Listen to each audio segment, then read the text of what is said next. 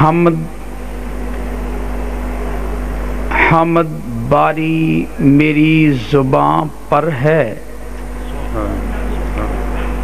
وجد طاری میری زباں پر ہے، ہر دم بدم الا اللہ، لا الہ لا الہ لا الہ، یہ ورد جاری میری زباں پر ہے۔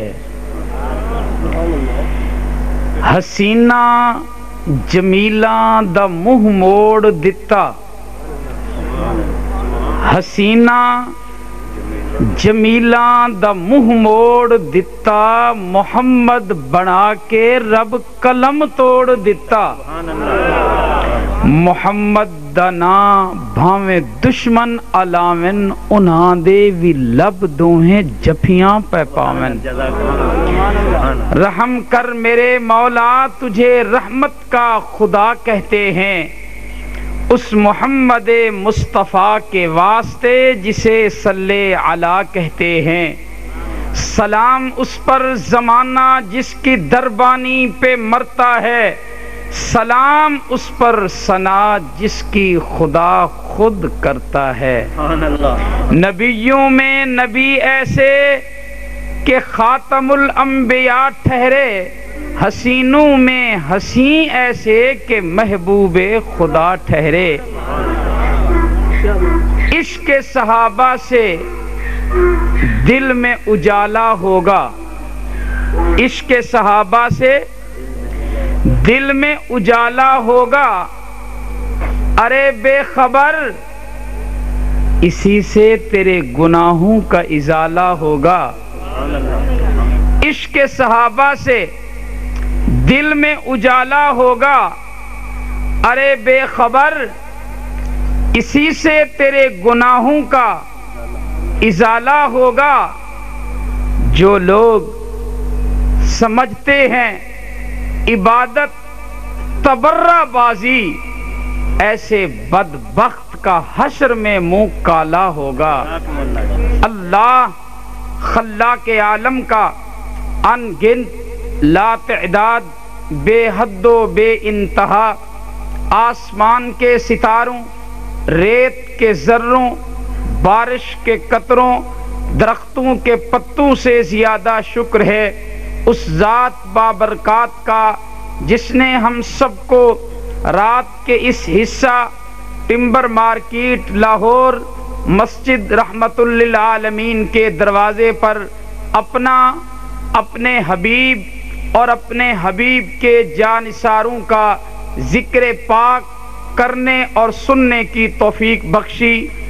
لاکھوں کروڑوں اربوں کھربوں درود و سلام اس آقائے دو جہاں محمد الرسول اللہ۔ کوئی زبان خاموش نہ رہے، جھوم کر کہیے، جب اللہ کے نبی کا نام آئے تو کیا کہنا ہے؟ میرے دوستو، مجھے آپ کا کتنا احساس ہے کہ آپ نے محسوس کیا کہ میں نے خطبہ بھی انتہائی مختصر کیا۔ ٹھنڈک اور آپ کی تھکاوٹ میرے سامنے ہے، اتنا مختصر بیان ہوگا کہ آپ خوش ہو جائیں گے انشاءاللہ، لیکن تھوڑی سی آپ کو میرے ساتھ زحمت کرنا پڑے گی۔ میں نے گزارش کی جب اللہ کے نبی کا نام آئے تو کیا کہنا ہے؟ میرے دوست، صلی اللہ علیہ وسلم، یہ تین جملے ہیں، حرف ملتے ہیں لفظ بنتا ہے، لفظ ملتے ہیں جملہ بنتا ہے۔ یہ تین جملے ہیں، صلی اللہ ایک، علیہ دو، وسلم تین۔ کیا چیز ہے؟ صلی اللہ درود ہے، وسلم سلام ہے، علیہ آمنہ کے لال کی ذات ہے۔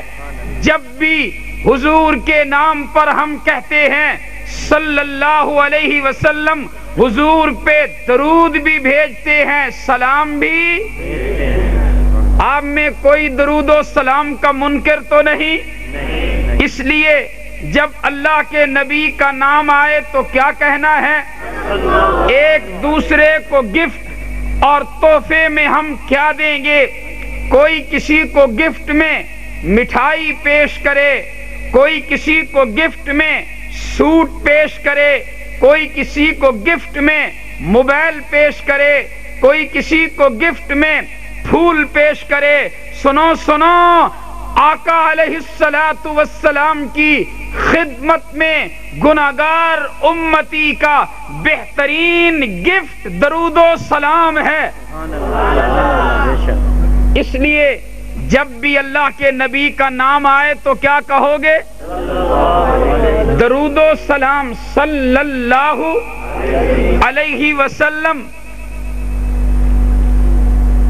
جس کے سر پہ ختم نبوت کا تاج سجایا، جس کی انگلی کے اشارے پر چاند کو توڑا، جس کے لعاب دہن کو شہد سے زیادہ میٹھا بنایا، جس کے پسینہ مبارک کو مشک و عنبر اور کستوری سے زیادہ خوشبودار بنایا، اہل سنت والجماعت کے سپوتوں، آمنہ کے لال کے عاشقوں، ختم نبوت کے دیوانوں، سنو، اللہ نے اپنے محبوب کو ہاتھ ریشم سے زیادہ نرم، برف سے زیادہ ٹھنڈے عطا کیے۔ اللہ کے نبی کے ہاتھ ریشم سے زیادہ نرم، برف سے زیادہ ٹھنڈے۔ میں آقا کا امتی ہوں، جتنی تعریف کروں کم ہے، جتنا مبالغہ کروں مجھے حق ہے، لیکن انشاءاللہ کوئی بات دلیل سے خالی نہیں ہوگی۔ اللہ کے نبی کے ہاتھ ریشم سے زیادہ نرم، برف سے زیادہ ٹھنڈے۔ حضرت انس بن مالک رضی اللہ 10 سال اللہ کے نبی کی خدمت کی، وہ فرماتے ہیں میں نے ریشم یا اس سے زیادہ نرم کوئی چیز اللہ کے حبیب کے ہاتھوں سے زیادہ نرم نہیں دیکھی۔ کیا مطلب کہ ریشم میں وہ نرمائی نہیں جو اللہ کے حبیب کے ہاتھوں میں نرمائی ہے۔ اور دوسرا دعویٰ کہ اللہ نے اپنے محبوب کو ریشم سے زیادہ نرم اور برف سے زیادہ، آپ کا ہاتھ برف سے زیادہ۔ لوگ حیران ہوتے ہیں، فاروقی صاحب مان لیا ریشم سے زیادہ نرم تو ہوں گے، برف سے زیادہ ٹھنڈے۔ آؤ، صحابی رسول مسجد کے دروازے پر ہے، نماز پڑھ کے نکلے ہیں، آقا تشریف لائے ہیں، آپ صلی اللہ علیہ وسلم نے اپنے جانثار کے سر پہ ہاتھ رکھا۔ وہ دیکھ میرے ہاتھ پر برف کا ٹکڑا ہو، میرے ہاتھ پر برف کا پیالہ ہو، میرے ہاتھ پر برف ہو، ہاتھ ٹھنڈا ہوگا، اس کی یہ جلد ٹھنڈی ہوگی، برف کی ٹھنڈک یہاں تک پہنچے گی۔ وہ صحابی رسول کہتے ہیں جب اللہ کے حبیب نے میرے سر پہ ہاتھ رکھا تو میں نے اللہ کے حبیب کی ہاتھ کی ٹھنڈک کو اپنے سینے میں محسوس کیا۔ برف میں وہ ٹھنڈک نہیں جو اللہ نے اپنے حبیب کے ہاتھوں میں رکھی۔ دلیل، آقا مدنی کریم مکہ سے چلتے ہیں، 3 دن غار ثور کا قیام ہے، آگے بڑھے ہیں، ہجرت کا سفر ہے، مدینے کا راستہ ہے، جنگل میں ایک جھونپڑی ہے، وہاں پر ایک بڑی عمر کی خاتون بیٹھی ہے، کھانے کے لیے طلب کیا، کچھ میسر نہ ہوا، آپ نے جھونپڑی میں نظر ڈالی، ایک طرف لاغر، بیمار، کمزور، ضعیف، ہڈیوں کا ڈھانچہ، مریض بکری کھڑی ہے۔ اللہ کے پاک پیغمبر نے اجازت چاہی، وہ خاتون کہتی ہے جو ریوڑ کے ساتھ چرنے کے لیے چل کے نہیں جا سکتی، وہ دودھ کیسے دے گی؟ آپ نے اجازت طلب کی، اس خاتون نے اجازت دے دی۔ اب آقا علیہ السلام نے اپنا ہاتھ اس کی پشت پر پھیرا، اور اس کے تھنوں کو جب ہاتھ لگایا، زمیندار لوگ آسانی سے سمجھیں گے، شہر والے لوگ بھی انشاءاللہ بات کو سمجھیں گے۔ جب آقا نے ہاتھ لگایا، جب جانور دودھ دینے کے لیے تیار ہوتا ہے، اپنے جسم کو ڈھیلا چھوڑ دیتا ہے، اپنے پاؤں پہ وزن ڈال لیتا ہے، پھر اس کا دودھ اترنا شروع ہوتا ہے، جسے پنجابی میں کہتے ہیں اب گائے پسم گئی ہے، اب بھینس پسم گئی ہے۔ جب تک دودھ دینے والا جانور دودھ دینے کے لیے تیار نہ ہو، کوئی نکال نہیں سکتا۔ انجیکشن لگاتے ہیں، اس کی کٹی اور کٹے کو چھوڑتے ہیں، تب وہ دودھ دیتا ہے۔ لیکن نبی رحمت کے ہاتھ لگے ہیں، بکری نے پاؤں پہ وزن ڈال دیا ہے، جسم کو ڈھیلا چھوڑ دیا ہے، اور اس کے تھنوں میں دودھ نہیں، رب نے دودھ کی نہر کو اتار دیا ہے۔ یہ جملہ بھی جب میں بولتا ہوں لوگ حیران ہوتے ہیں، بکری کے دودھ کی بات ہے، کہتے یہ ہیں دودھ کی نہر۔ ابھی آنکھیں کھلی رکھنا، انشاءاللہ آپ بھی میرے ساتھ پکارو گے کہ واقعی رب نے دودھ کی نہر جاری کر دی۔ اللہ اکبر۔ اب دودھ بکری کا نکالنا ہے، بکری کا نکالنا ہے۔ آپ کے گھروں میں برتن ہوں گے، جانوروں کا اپنا انداز ہوتا ہے۔ ایک صاحب کہتے ہیں جناب میری گائے 15 کلو دودھ دیتی ہے، ایک صاحب کہتے ہیں میری بھینس 20 کلو دودھ دیتی ہے۔ مان لیتا ہوں 20 کلو دودھ بھینس کا سمجھ آتا ہے، 15 کلو دودھ گائے کا سمجھ آتا ہے، 5 کلو دودھ اونٹنی کا سمجھ آتا ہے، لیکن یہاں تو بکری کا دودھ نکالنا ہے۔ میرے دوستو، جب نبی رحمت نے کہا برتن لاؤ، برتن لاؤ، ام معبد نے جب دودھ اترتا دیکھا، اپنی گھر پہ نظر ڈالتی ہے، اپنے گھر کا جو سب سے بڑا برتن تھا وہ اٹھا کے لائی۔ میرے دوستو، برتن دودھ کے لیے، اگر آپ نے دودھ بھینس کا نکالنا ہو، اس کے لیے گلاس لے جاؤ گے یا بالٹی؟ بولو نا۔ اگر گائے کا نکالنا ہو، جگ جاؤ گے کہ بالٹی؟ اگر بکری کا نکالنا ہو تو بالٹی لاؤ گے کہ جگ؟ نہ جگ نہ بالٹی۔ بکری کے دودھ کے لیے گلاس ہوتا ہے، لیکن حیرت یہ ہے وہ خاتون جس کے گھر جانور ہیں، ریوڑوں کے ریوڑ ہیں، اسے تو اندازہ ہے کہ بکری کتنا دودھ دیتی ہے۔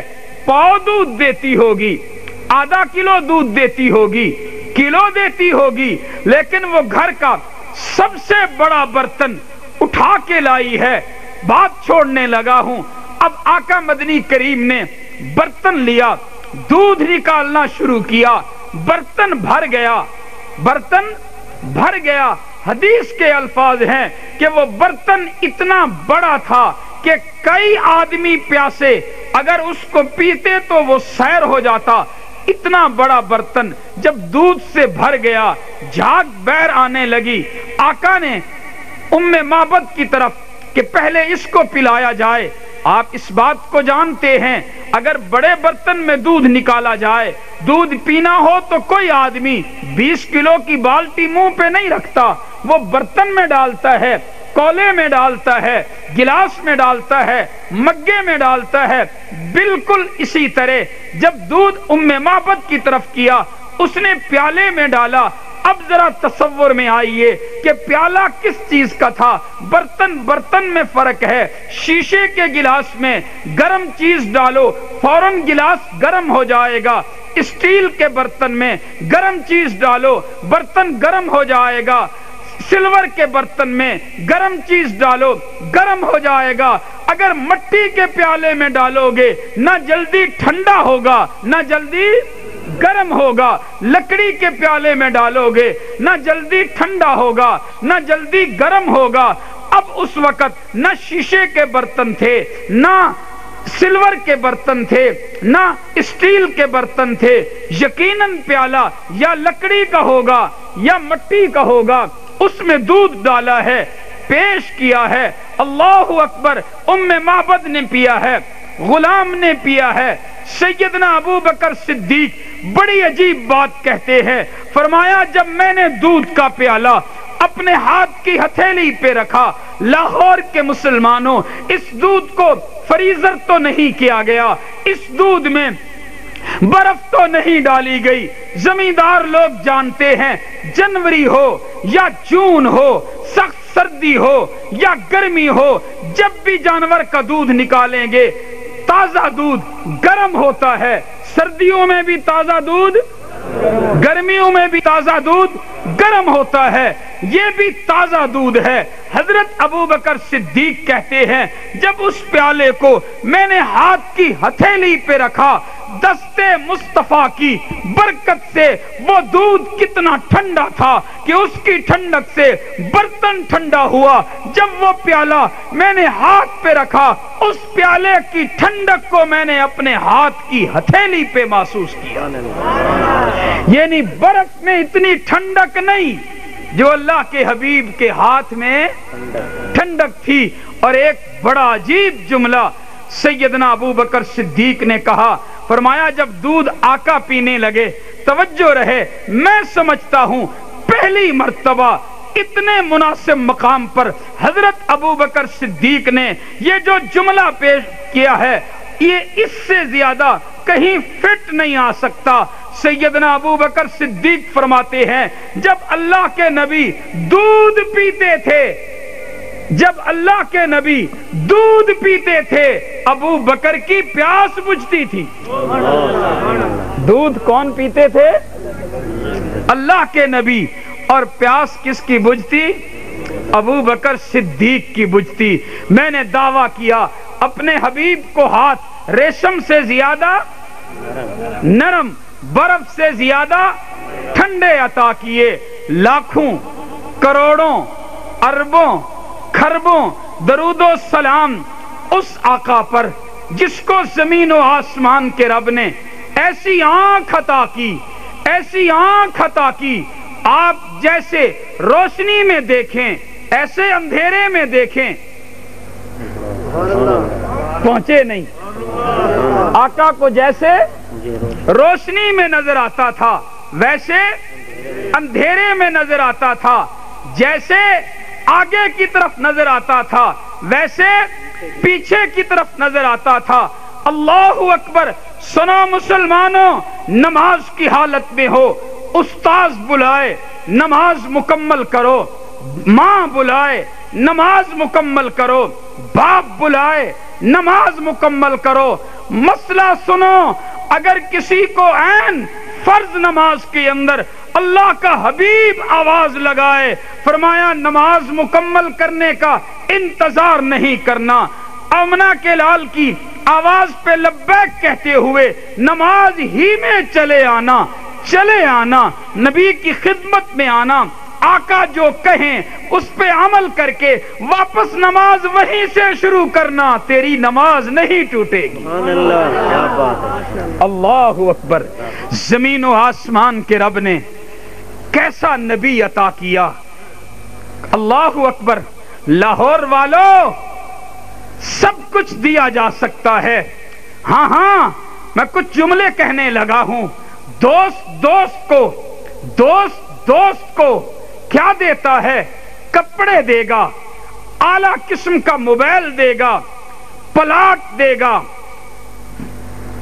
مکان دے گا۔ ایسے لوگ بھی ہیں جو گفٹ میں گاڑی کی چابی پھینک دیتے ہیں، اللہ اکبر! سب کچھ دیتے ہیں پر کوئی کسی کو اپنا محبوب نہیں دیتا۔ کوئی کسی کو اپنا بولیے، کوئی کسی کو اپنا محبوب نہیں دیتا۔ امت مصطفیٰ کے سپوتو، تمہیں مبارک ہو کہ زمین و آسمان کے رب نے تمہیں اپنا محبوب دیا ہے۔ اللہ اکبر! اللہ اکبر! وقت میرے سامنے ہے، گنی چنی دو باتیں کرنے لگا ہوں۔ حضور کے دادا کی بات سناتا ہوں۔ آپ جوان ہو گئے، شادی کی کسی کو فکر نہیں، اس لیے کہ دادا کی شادی ہوگی تو ابا جان پیدا ہوں گے، ابا جان کی شادی ہوگی تو بیٹا آئے گا۔ رب کا نظام قدرت